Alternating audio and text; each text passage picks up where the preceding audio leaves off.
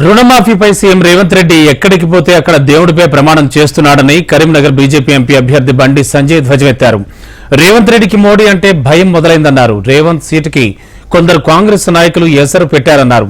సీట్ను కాపాడుకునే ప్రయత్నంలో Revanth Reddy BJP RSS పై తప్పుడు మాటలు మాట్లాడుతున్నారని బండి సంజయ్ మండిపడ్డారు. పరువు నష్టం దావా వేస్తే రాహుల్ గాంధీకి ఏమైందో ఒక్కసారి రేవంత్ గుర్తు చేసుకోవాలన్నారు. రిజర్వేషన్ రద్దు నాటకం కాంగ్రెస్ కుట్రలో భాగమే అన్నారు బండి.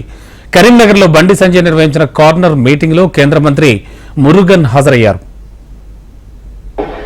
ఫస్ట్ నేను గెలిచినాక 5 సంవత్సరాలు 2 సంవత్సరాలు కోవిడ్ తో పోయింది, అవునా కదా? ఇంకా 3 సంవత్సరాలు 12,000 కోట్ల రూపాయలకు పైగా నిధులు నేను తీసుకొచ్చినా లేదా? లెక్క పత్రము మొన్న అసెంబ్లీ ఎన్నికల సందర్భంగా మీకు చూపెట్టినా, మళ్ళా నిన్నగాక మొన్న కూడా ఇంటికి బుక్స్ వచ్చిన నేను ఏం చేసినో బాగా చెప్తా, ప్రతి ఇంటికి వచ్చిన.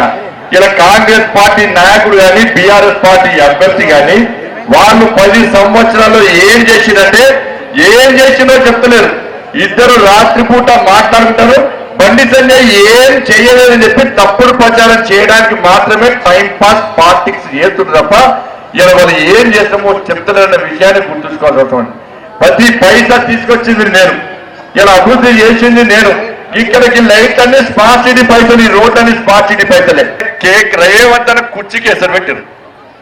ఇలా కాంగ్రెస్ పార్టీ నాయకులు పిట్టగొట్టినట్టు చూస్తున్నారు. కాంగ్రెస్ పార్టీ నాయకులు ఎప్పుడు రేవంత్ అన్న దించాలి, ఎప్పుడు ఆ కుర్చీలో కూర్చోమని చెప్పి కాంగ్రెస్ పార్టీ నాయకులు పిట్టగొట్టినట్టు చూస్తున్నారు.